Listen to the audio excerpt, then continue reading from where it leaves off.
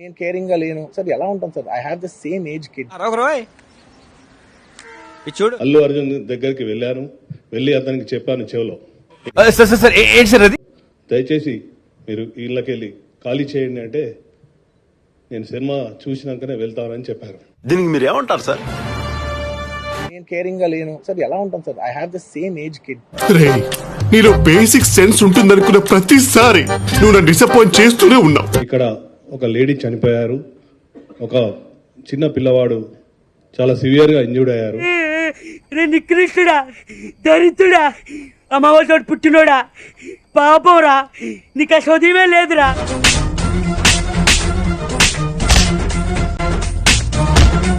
మీ గురించి మీరు సెలబ్రిటీ కదా, మా ఆఫీసర్స్ అందరూ మీకు క్రౌడ్ ను పక్కా జరిపి మీకు రూట్ క్లియర్ చేశారు.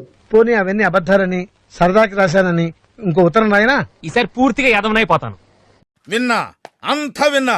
నువ్వేమన్నావో నేను విన్నా, మన పెద్దలు విన్నా. I have the same age kid. నా కిడ్కి ఎలా అయిందంటే నేను అలాగే ఫీల్ అవుతాను కదా. ఎరగదీసావు కదరా. ఎన్టీఆర్ని చూశాను, ఏఎన్ఆర్ని చూశాను, అమితాబ్ని చూశాను, కమల్ని చూశాను. అంటే అది ఐ నాట్ అ ఫాదర్? నాకు ఉండదా? ఇన్ని క్యారెక్టర్ ఇంత అసాసినేట్ చేసినప్పుడు మస్తు షేడ్స్ ఉన్నారా నీలా? అబ్బో కమలాసా. It's publicly humiliating. నాకు చాలా బాధగా, నేను ఇంత చేసినా కూడా నాకు బాధగా ఉంది సార్. ఎందుకు ఏమో మన తెలుగు వాళ్ళు బరువు తీసిన పైన పెడదాం నేను సినిమా చేస్తుంటే ఏం యాక్టింగ్ చేసినావు రా క్వశ్చన్ మళ్ళీ లాక్కుంటున్నాం. చూస్తున్నానా నిద్ర ఎలా వస్తుంది? మీరు ఏం సినిమా చెప్తున్నారు? దొంగతనం ఎట్లా చేయాలి, లంగతనం ఎట్లా చేయాలి? ఏమండి, give respect and take respect. మర్యాదగా చెప్తున్నాను, గౌరవం తగ్గించి మాట్లాడద్దు. ఎట్లా పారిపోవాలి? కనీసం మహిళలు అంటే మీకు గౌరవం కూడా లేదు. అందరి ముందు పరుగు పోయిందిగా, ఇంకెలా తలెత్తుకుంటావు? మహిళలు అంటే గౌరవం కూడా లేదు నీకు. ఇంతవరకు ఎవరు అడిగి ఉండడు ఈ ప్రశ్న. నువ్వు నాయనో, వీడు ఈ టైప్ లో తగిలాడు. హీరోయిన్ పడుతున్నా ఏమంటావు? అరే 1000 రూపాయలు అయితే అది ముద్దు వేస్తే అడుగురాడు. ఇదే నువ్వు నేర్పించేది? ఇదయ్యా మీ అసలు రూపం. ఏం నేర్పిస్తున్నావు సమాజానికి? సభ్య సమాజానికి ఏం మెసేజ్ ఇస్తున్నా? మీరందరూ ఓకే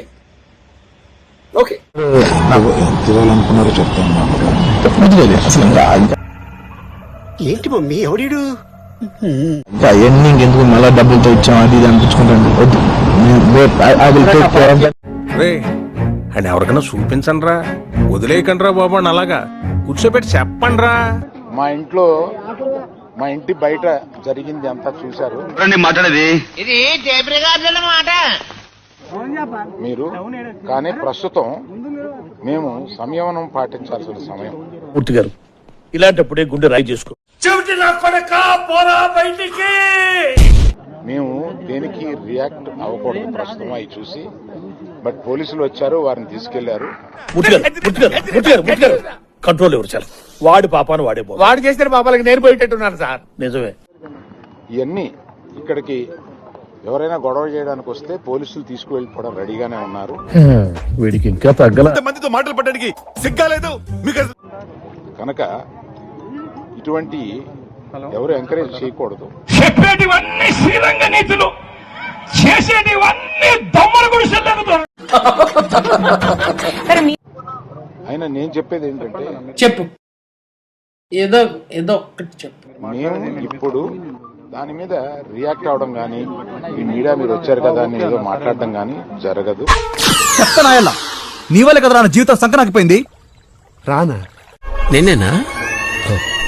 మేము ఇప్పుడు సంయమనం పాటించాల్సిన సమయం, అందుకని అదే పాటిస్తున్నాము. మీ కష్టం పగవాడికి కూడా రాకూడదు గురుగారు. మరే దయచేసి law it will take its own course. వాళ్ళందరినీ తీసుకుని వెళ్లారు, కేసు పెట్టి. అరే ఏం రా ఇంకా స్వామి గీడ కూర్చున్నావేంద్రా? బతుకంత బద్నాం అయిపోయిందిరా, నేను చచ్చిపోతా. చూడటం కాదండి, మీరు చెయ్యాలంతే.